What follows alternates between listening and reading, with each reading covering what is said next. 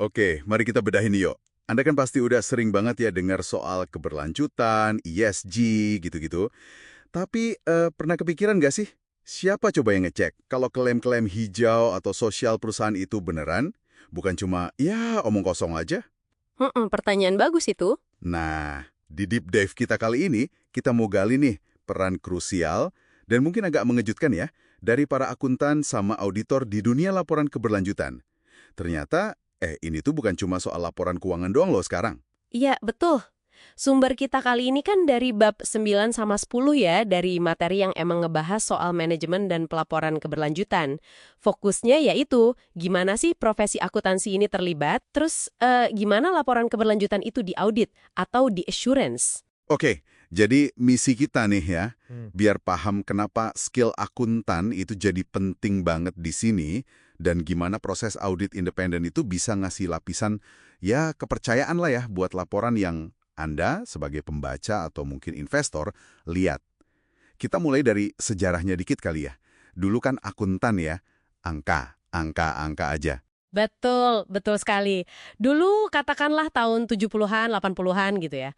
Laporan keberlanjutan itu, gimana ya, kalaupun ada, ya sifatnya cerita aja, naratif. Suka-suka perusahaannya, gitu. Seringnya juga ini urusan tim humas atau tim lingkungan. Akuntan ya fokusnya di neraca, laba rugi. Beda banget sama sekarang. Susah juga bandingin antar perusahaan waktu itu. Dah hari ini kayaknya tekit baliknya. Terus muncullah standar-standar kayak, Global Reporting Initiative, GRI. Itu kan ya, yang mulai nuntut data lebih terstruktur. Di sini nih kayaknya keahlian akuntan mulai kepake ya. Soal ngelola data, ngukur, mastiin info non-keuangan itu bisa dipegang. Gitu. Tepat. Dan ini bawa perubahan yang cukup mendasar loh. Keberlanjutan itu jadi bukan sekedar, apa ya, pelengkap manis aja gitu di pinggiran bisnis, tapi mulai nyambung ke strategi inti. Akuntan jadi dituntut paham gimana sih isu-isu lingkungan, sosial, tata kelola, atau ESG ini punya dampak finansial yang real. Risiko iya, peluang juga iya. Malah standar kayak SSB itu spesifik banget fokusnya ke isu ESG yang paling penting buat investor. Jadi makin nyambung ke keuangan. Oh, oke. Jadi peran akuntan itu kayak double gitu ya. Mereka ikut nyusun laporannya, tapi juga bisa jadi yang ngeverifikasi bener apa enggaknya. Iya, bisa dibilang gitu.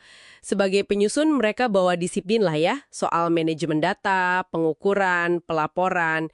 Kayak yang dibilang IFAC, Federasi Akuntan Internasional itu, mereka bilang akuntan profesional punya peran krusial dalam persiapan informasi keberlanjutan. Jadi, mereka bantu mastiin datanya valid, bisa jiinnya benar sesuai kerangka acuan, entah itu GRI yang fokusnya luas ke dampak, atau SASB tadi yang lebih ke nilai finansial buat investor. Oke, itu peran nyusunnya. Nah, peran kedua tadi sebagai verifikator atau pemberi assurance. Ini konsepnya mirip audit laporan keuangan biasa gitu ya, biar kita yang baca jadi lebih pede gitu sama isinya. Oke, dari prosedur terbatas yang kami lakuin, kami nggak nemu ada yang salah material. Tapi kalau reasonable, itu pemeriksaannya lebih dalam. Jadi mereka lebih yakin buat bilang, kami cukup yakin ini benar secara material.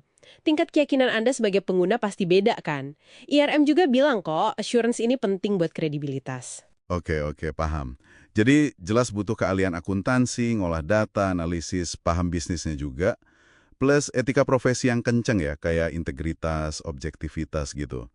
Nah, ini nyambung nih ke audit keberlanjutannya sendiri. Bedanya apa sih sama audit keuangan biasa? Valuasi yang sistematis ya, terhadap kinerja sama pelaporan ISJ perusahaan. Cakupannya udah pasti lebih luas dari audit keuangan. Kan ini nyentuh aspek lingkungan, sosial, tata kelola. Tujuannya, seperti kata ACCA tuh, meningkatkan kredibilitas laporan bagi penggunanya. Jelas. Tapi juga bantu perusahaan nemuin mana area yang perlu diperbaiki, dorong akuntabilitas juga. Terus ada standar khususnya nggak sih buat audit beginian? Biar ada patokannya gitu? Ada beberapa. Yang selama ini cukup umum dipakai itu ISAE 3000 dari IASB. Ini kayak kerangka umum buat assurance selain audit keuangan. Terus ada juga AA 1000 AS, ini lebih fokus ke prinsip keberlanjutannya. Tapi, nah ini yang lagi rame dan baru, ada ISSA 5000. Ini juga dari IAASB. Nah, ISSA 5000, saya dengar-dengar ini katanya standar global pertama yang khusus dan komprehensif buat assurance laporan keberlanjutan ya? Betul sekali.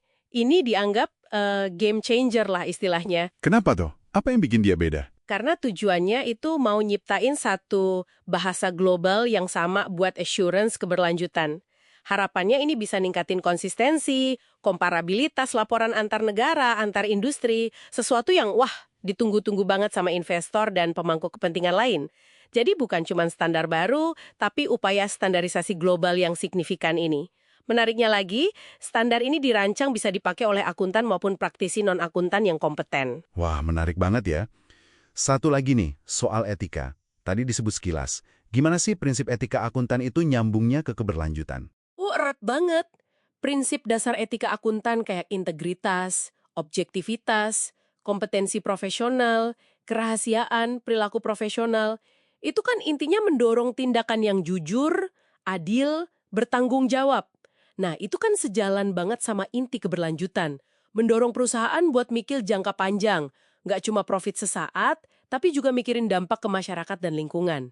Jadi kayak udah bawaan profesinya gitu. Oke. Jadi kalau kita tarik benang merahnya nih ya, akuntan sama auditor itu ternyata udah nggak cuma jadi penjaga gawang angka keuangan aja ya. Mereka udah jadi pemain kunci juga di lapangan keberlanjutan ini.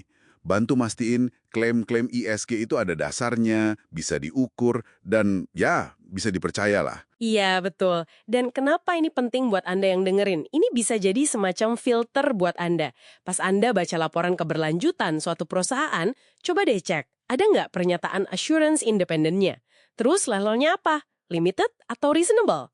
Kalau ada audit, apalagi pakai standar yang kuat kayak ISSA 5000 nanti, itu bisa jadi salah satu indikator keseriusan perusahaan.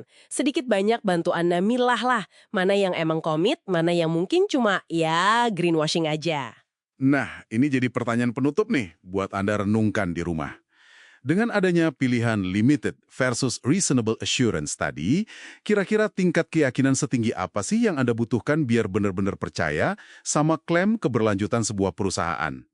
Terus, selain opini auditornya, info kunci apa lagi yang biasanya Anda cari di laporan itu buat menilai komitmen mereka yang sebenarnya? Coba dipikirin deh.